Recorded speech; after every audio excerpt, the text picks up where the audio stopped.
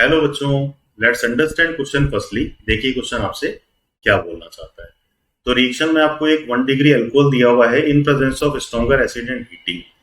तो किसी भी अल्कोहल को अगर आप स्ट्रॉन्गर एसिड की प्रेजेंस में हीटअप कराओगे तो ये डिहाइड्रेशन का केस होगा।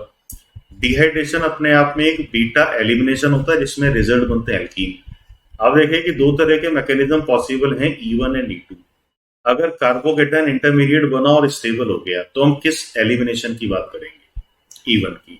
तो इस रिएक्शन में E1 एलिमिनेशन से ही आगे प्रोसीड करते हैं। अब देखें कि अल्कोहल इनिशियली एसिडिक मीडियम में आपने है तो प्रोटोनेटेड होगा। प्रोटोनेटेड होने के बाद इस बॉन्ड को अगर हम ब्रेक डाउन करेंगे तो इस पोजीशन पे कार्बोकेटायन बना।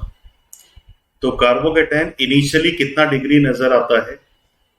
1 डिग्री।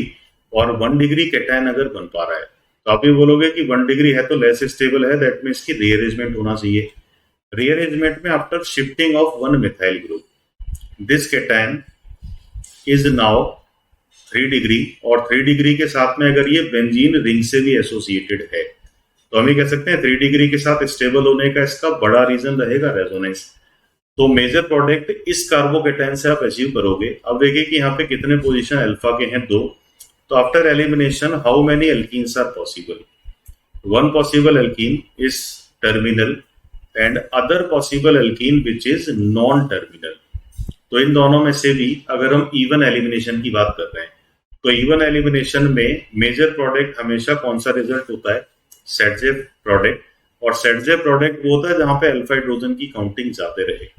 तो इस केस में आप कितने अल्फा हाइड्रोजन काउंट कर पा रहे हो? 6। साथ में और थर्मली स्टेबल है बिकॉज रेजोनेंस भी है। और यहाँ पे हम अल्फा हाइड्रोजन कितने काउंट कर पा रहे थे? 2।